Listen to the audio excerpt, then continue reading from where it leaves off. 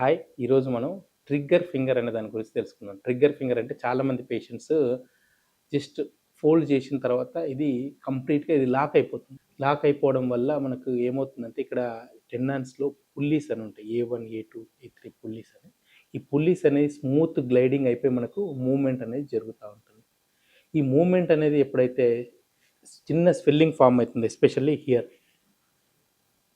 ఈ ఫామ్ అయిపోయి gliding movement అనేది తగ్గిపోతుంది. అంటే ఈ గ్లైడింగ్ మూవ్‌మెంట్ తగ్గిపోయి పేషెంట్‌కి ఒక డిగ్రీ వచ్చిన తర్వాత ఇంకా బెండ్ కాదు.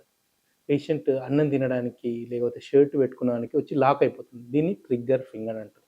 Commonly seen in diabetic patients, rheumatoid arthritis patients or immunity కొంత వీక్ ఉన్న ఆర్ స్టిఫ్‌నెస్ ఎక్కువ ఉన్న డిప్యూటరీస్ కాంట్రాక్చర్ అంటే వాళ్ళకు కూడా ఇవి కాంట్రాక్చర్స్ వచ్చి ట్రిగ్గర్ ఫింగర్ లాక్ అవుతుంది.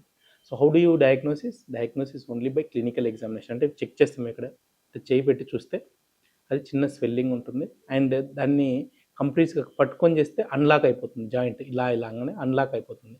సో దీన్ని ట్రిగ్గర్ ఫింగర్ అంటారు. దీనికి ట్రీట్మెంట్ ఫేజ్ 1లో వచ్చినట్టయితే ఫిజియోథెరపీ, వామ్ వాటర్ థెరపీ అంటే ఒక చిన్న టబ్లో గోరువెచ్చని వేనీళ్ళు దాంట్లో కొంచెం సాల్ట్ వేసి పెట్టినట్టయితే ఆ పుల్లింగ్ మెకానిజం అనేది స్మూత్ గ్లైడింగ్ అనేది స్టార్ట్ అవుతుంది. ఒకవేళ if it is not relieving we may give certain కేసెస్లో ఇంజెక్షన్ కానీ or sometimes we do decompression అంటే ఆ స్వెల్లింగ్ అనేది తీసేస్తాం అన్నట్టు.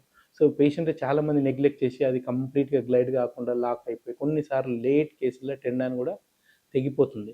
So don't neglect trigger finger. It having excellent treatment if you take in early phase. లాస్ట్కి వస్తే just ఒక 2 minutes surgery, 2 minutes example local injection ఇచ్చేసి దాన్ని రిమూవ్ చేస్తాం. So thank you for watching doctor Balaraj Naidu.